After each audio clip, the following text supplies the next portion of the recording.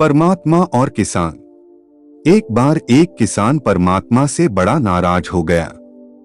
कभी बाढ़ आ जाए, कभी सूखा पड़ जाए, कभी धूप बहुत तेज हो जाए तो कभी ओले पड़ जाए। हर बार कुछ ना कुछ कारण से उसकी फसल थोड़ी खराब हो जाए।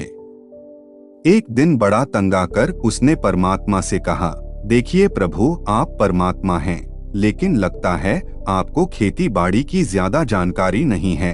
एक प्रार्थना है कि एक साल मुझे मौका दीजिए, जैसा मैं चाहूँ वैसा मौसम हो, फिर आप देखना मैं कैसे अन्न के भंडार भर दूंगा। परमात्मा मुस्कुराए और कहा, ठीक है, जैसा तुम कहोगे वैसा ही मौसम दूंगा, मैं दखल नहीं करूंगा। किसान ने गेहूं की फसल बोई, जब धूप चाही तब धूप मिली, जब पानी तब पानी।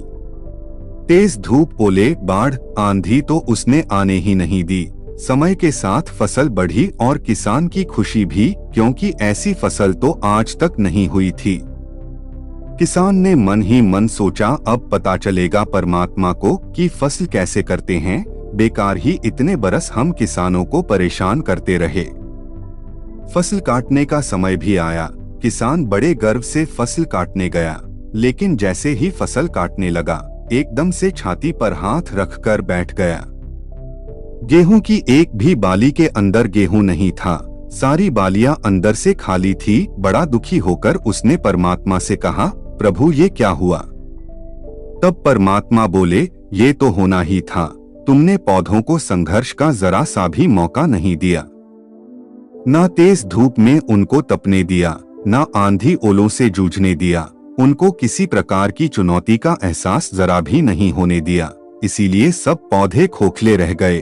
जब आंधी आती है, तेज बारिश होती है, ओले गिरते हैं, तब पौधा अपने बल से ही खड़ा रहता है। वो अपना अस्तित्व बचाने का संघर्ष करता है, और इस संघर्ष से जो बल पैदा होता है वो ही उसे शक्ति देता है, ऊर्जा देता है, उसकी जीवटता को उभारता है।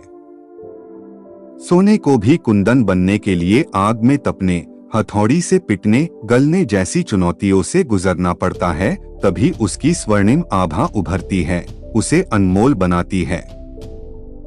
उसी तरह जिंदगी में भी अगर संघर्ष ना हो, चुनौती ना हो, तो आदमी खोखला ही रह जाता है, उसके अंदर कोई गुण नहीं आ पाता।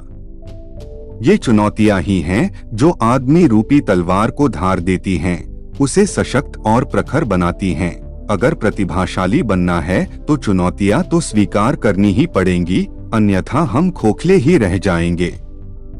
अगर जिंदगी में प्रखर बनना है, प्रतिभाशाली बनना है, तो संघर्ष और चुनौतियों का सामना तो करना ही पड़ेगा। दोस्तों, अगर वीडियो अच्छा लगा तो लाइक और कमेंट कर दे। यदि चैनल पर नए हैं तो चैनल को सब्सक्राइब कर दे। धन्यवाद।